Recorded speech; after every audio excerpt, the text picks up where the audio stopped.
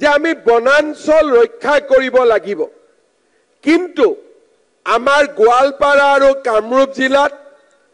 বনাঞ্চল সমূহত এছাম সন্দেহযুক্ত লোকে প্ৰৱেশ কৰি আজি আমাৰ বনাঞ্চল সমূহত এফালৰ পৰা ধ্বংস কৰি আনিছে আৰু তাৰ পৰিণামত আমি দেখা পাইছো যে আজি অসমৰ বহু লাখ বিঘা মাটি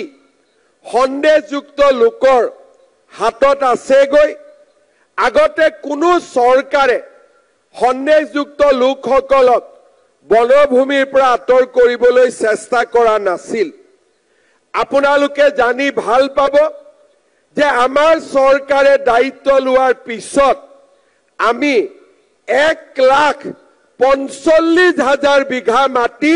সন্দেহযুক্ত লোকৰ পৰা আমি মুক্ত কৰি বনভূমিৰ বাবে আমি সংৰক্ষণ কৰিবলৈ সক্ষম হৈছো কাৰণ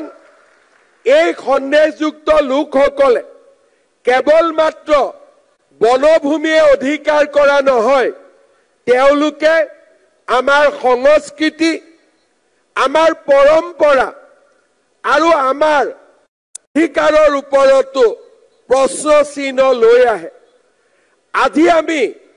যদি এগৰাকী মানুহ আহোঁতে উচ্ছেদ কৰিব পাৰো